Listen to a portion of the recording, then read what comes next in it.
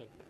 जी बिल्कुल, इस वक्त हम चन्योड़ से जंग को मिलाती रोड पर मौजूद हैं। यहाँ पर सैलाब को आज आए हुए 3 रोज़ हो चुके हैं, लेकिन उसके बावजूद पानी जो है वो बड़ी मिकदार में यहाँ पर मौजूद है और पानी में हलचल भी वाज़े तौर पर नज़र आ रही है। ताहम अब ये पानी कदरे कम होते हुए जंग की जानिब रवां दवां है और वहाँ पर भी तलातुम जो है उसके खदशात काफ़ी ज़्यादा सामने आ रहे हैं। यहाँ पर जो शहरी हैं उनका जो मामूलात ज़िंदगी वो मफलूज होकर रह गया है। यहाँ पर जो ज़मीनी राब्ता वो मुनक़ता हो चुका है, बिजली का निज़ाम यहाँ पर मुकम्मल तौर पर ख़त्म है। तो शहरी जो है यहाँ पर अपनी मदद आपके तहत नकल मकानी करने पर मजबूर है। ताहम इंतज़ामिया की जानिब से भी अभी खातर खा इनको कोई जो है मदद फराहम नहीं की जा रही। इस वक्त मेरे साथ सीनियर जर्नलिस्ट मियां मोहम्मद शफीक मौजूद हैं, उनसे हम जानते हैं। आप मुझे सर बताइएगा कि माजी में भी आपने बहुत ज़्यादा सैलाब की कवरेज की है और आपने इंतहाई बारीक बीनी से तमाम सूरत हाल को देखा, तो ये भी सारी सैलाब की आप सूरत हाल को देख रहे हैं, तो कितना आपको लग रहा है कि ये क्या सैलाब बाकी सैलाबों से जो माजी में आए उससे भी बड़ा है? आने बिलाशुबा ये तो बहुत बड़ा है, चूँकि हम 90 की दहाई से सैलाब कवर करते आ रहे हैं। 90 की दहाई में भी 3 दफ़ा सैलाब कवर किया पहले। उसके बाद सबसे बड़ा जो सैलाब था वो था 2014 का। उस वक़्त जो पानी का रेला आया था वो कोई 5 लाख क्यूसेक का था और उसने बहुत तबाही मचाई थी। इन चन्योट ज़िला के मतअद्दद देहात तबाह किए, फिर आगे झंग में जाके भी उसको नुकसान किया, आगे मुजफ्फरगढ़ को हिट किया, मुल्तान, मतलब तमाम इलाकों को वो तबाह करता गया। लेकिन ये जो 2025 का आज का इस वक्त का जो सैलाब है, इसने तो देखा जाए तमाम रिकॉर्ड ही तोड़ डाले हैं।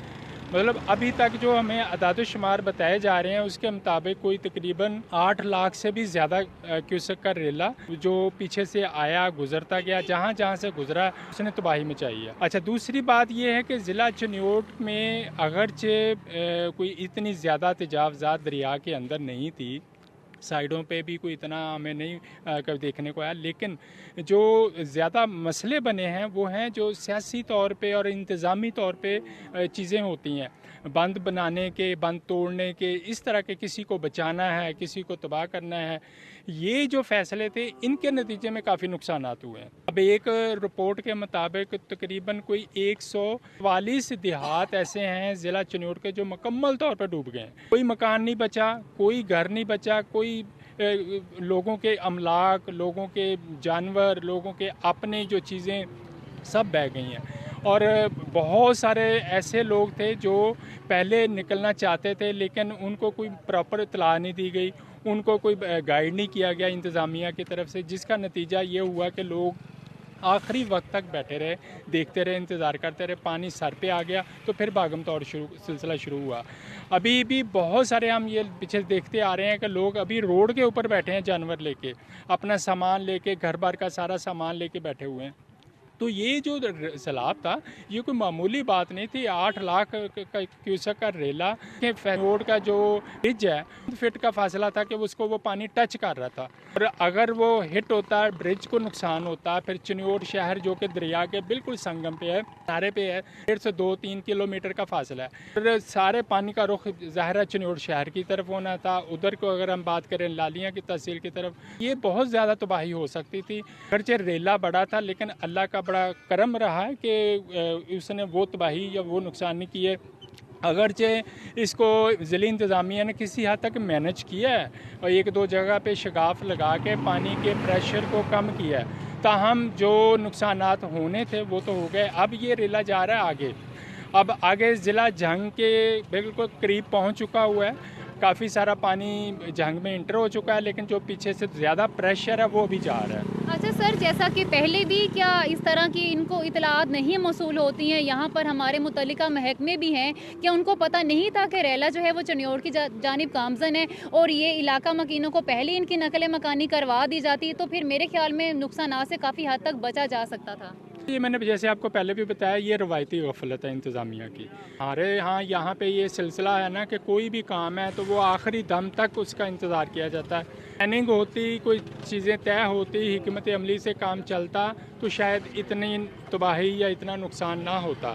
तो जब अब हम जिस तरह लोगों से मिल के आ रहे हैं, हर बंदा ये एक ही गिला कर रहा है जी कि 2 दिन पहले इंतज़ामिया पुलिस भागी फिर रही थी, उनकी गाड़ियां आई, चक्कर लगा के फॉर्मेलिटी के तौर पे वो चले गए और उसके बाद किसी ने खबर ही नहीं ली, पूछा ही नहीं कि कहाँ क्या हो रहा है, लोगों को खाने को कुछ मिल रहा है, लोगों के जानवर कहाँ पे हैं, लोगों के नुकसानात क्या हैं, कोई इस तरह के सीन हमें दिखाई नहीं दिए। लेकिन सर हमें तो ज़िले इंतज़ामिया की जानिब से बड़ी वो प्रेस रिलीज़ लंबी लंबी भेजी जा रही है जिसमें लिखा जा रहा है कि इतने हमने रिलीफ कैंप बना दिए हैं, इतने हमने लोगों को पनाह दिए, इतने लोगों को रेस्क्यू कर लिया और उसके साथ साथ हेल्थ के मराकज़ हम यानी कि हर तरह की सहूलियात दे रहे। वहाँ पर जिन्होंने नकल मकानी की जिन्होंने, तो उनको फिर हम खाना वगैरह भी फ्राहम कर रहे हैं।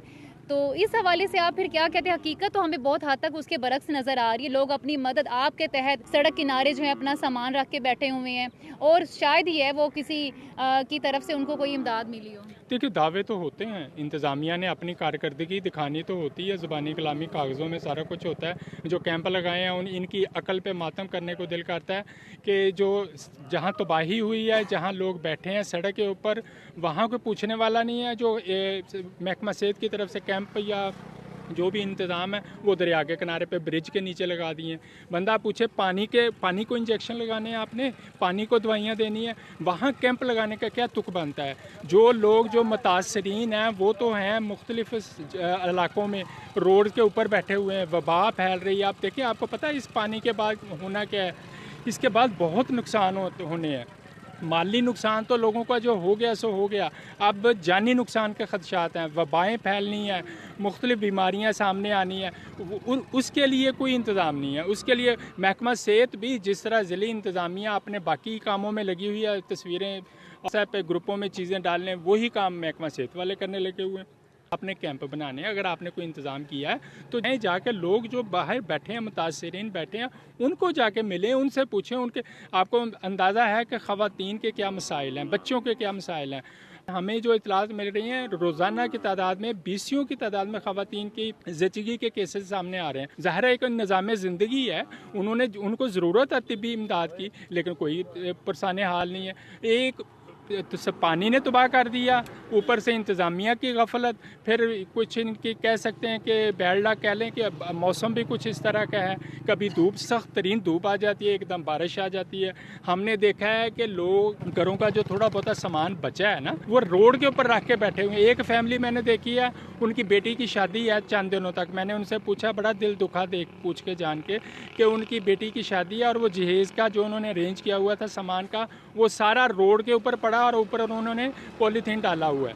तो ये तो हालात हैं। ठीक है, एक आफत है, एक वक्त मुश्किल वक्त है, लेकिन किसी को कंधा भी तो लगाना होता है ना। अच्छा सर, अब हमने देखा कि सैलाब आया, अब उसके हमें लग रहा है कि उसके जो है मज़ीद यहाँ पर नहीं बढ़ेगा क्योंकि आगे निकल गया रेला।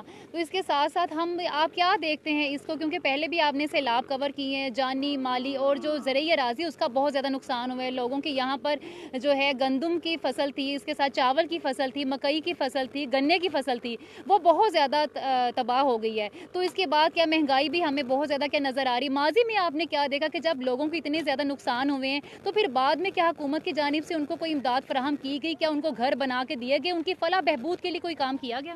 देखिए, जो बात है ना नुकसान और महंगाई का तूफ़ान तो आना है। पानी का तूफ़ान, सैलाब का तूफ़ान तो गुजर गया, अब महंगाई का तूफ़ान आना है। फसलें तबाह हुई हैं, सब्जियां, ख़ास तौर पे इस इलाके में, इस बेल्ट पूरी जो है ये है कमाद, मकई और चावल की, ये तीन, और आलू की फसल भी होती है। ये 3-4 मेजर फसलें हैं यहाँ की, लेकिन सब की तबाही हुई है। खेत में जो पानी है वो 4 से 5 फीट क्रॉस कर गया है, यानी कि सबसे मजबूत जो फसल होती है वो कमाद की होती है, वो किसी हद तक पानी को बर्दाश्त कर लेती है, लेकिन इस वक्त वो भी किनारों तक डूबा हुआ है। तो जो जहाँ पे ये सूरत हाल हो, वहाँ बाकी जो छोटी फसलें हैं या सब्जियां हैं वो कैसे बच सकती हैं भला?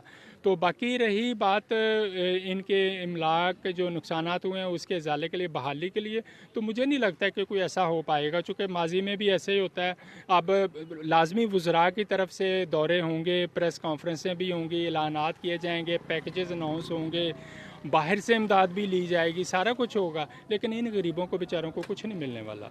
जो पहले 2014 का सैलाब था उसमें लोगों की जो तबाही हुई थी, यकीन कर लें पूरी एक दहाई लगी है बहाली के लिए। वो बहाली कोई हुकूमत या इंतज़ामिया या किसी इदारे की तरफ से नहीं, वो लोगों ने अपनी मदद आपके तहत की है। किसी ने कमेटी डाली, किसी ने कोई भैंस बेची, किसी ने कोई फसल का कुछ रकबा बेचा, अब जाके उन्होंने अपनी छत खड़ी की। वो सारे बहाल हुए सिलसिले, लोगों का निज़ाम ज़िंदगी किसी हद तक बेहतर हुआ, चलना शुरू हुआ।